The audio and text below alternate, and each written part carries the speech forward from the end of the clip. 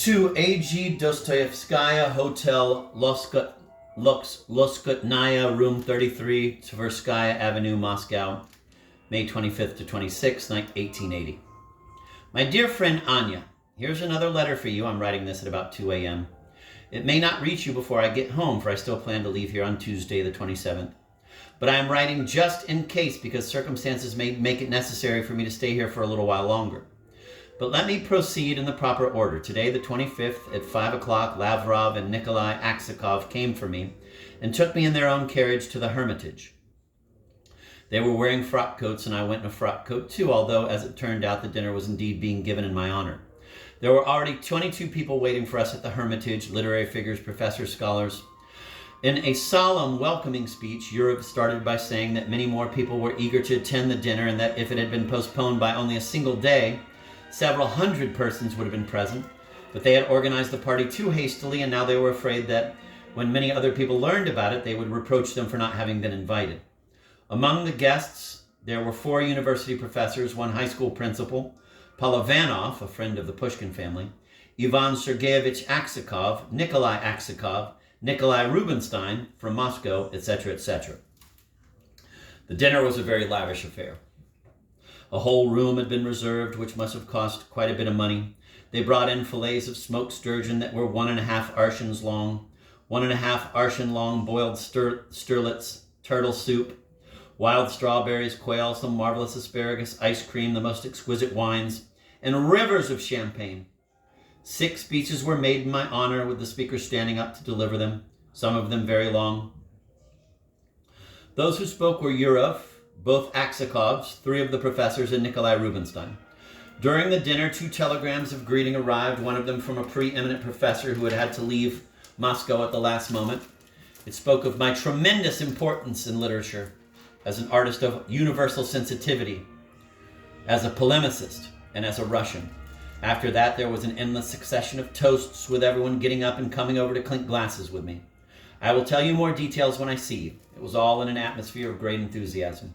I answered them all with a quite successful speech, which produced a great effect, and then switched to the subject of Pushkin. It made a powerful impression. Now I must tell you about an annoying and complicated matter. A delegation from the Society of Friends of Russian Literature went to see Prince Dolgorukov today, and he told them that the unveiling of the monument would take place sometime between June 1st and 5th, without giving them the exact date, however.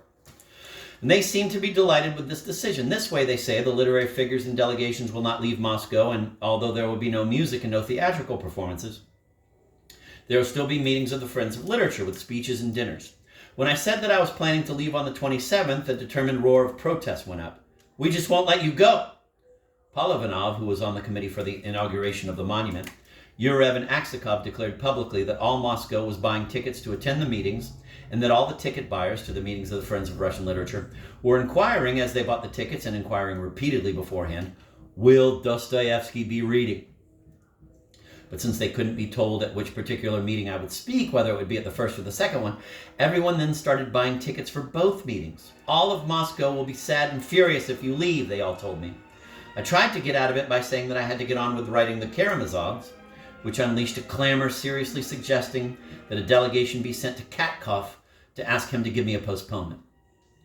Then I tried to argue that you and the children would be worried if I were to stay away for so long, and so they offered, and they were not joking, not only to send you a telegram, but even send a delegation to Staraya Russa to beg for your permission for me to stay here.